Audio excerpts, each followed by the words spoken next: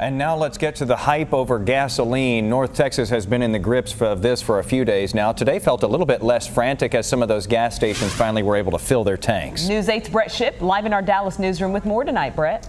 Izzy, Jason, all depends on who you ask as to what's going to happen next. Most are saying the panic-driven gas shortage is behind us, but experts still say the supply disruption will continue for at least a few more days.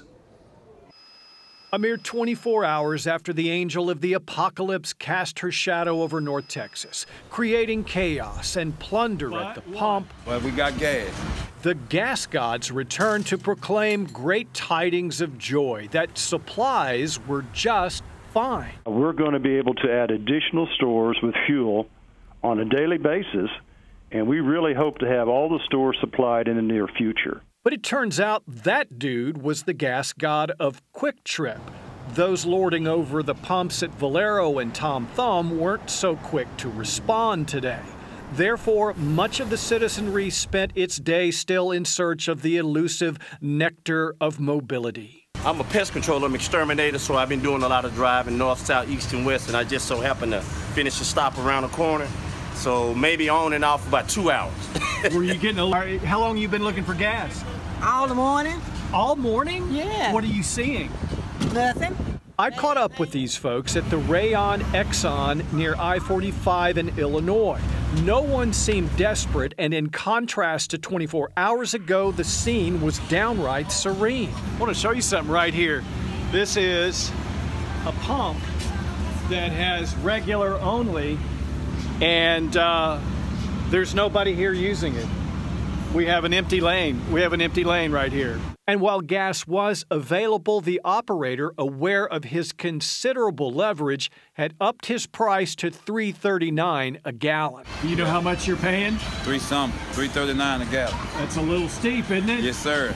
But what? Well, we got gas. I needed it. Are you glad you found this? Yeah, and I'm finna try to get me some of it. No matter what it is, I got to have it. But we are by no means out of the woods, and here's why. Most of the refineries that shut down along the coast are still offline, and that translates into an interruption of about 16% of the nation's gas production. That means gas pipelines out of Houston won't have any gas flow for several more days. Port Arthur, too. And we're entering a holiday weekend, so factor that in. And while some suppliers are getting product from other sources, expect continued shortages and inflated prices for at least another week. Reporting live from the newsroom, Brett Shipp, Channel 8 News. All right, crazy situation out there, Brett. This gives us, by the way, a clearer picture of how quickly prices at the pump are going up. That's why a lot of people are filling up. Right now, we're paying about $2.54 a gallon. That's on average. Yesterday, the average was $2.49, so it's jumping in just a day there. You can compare that to last week when the average was just $2.22.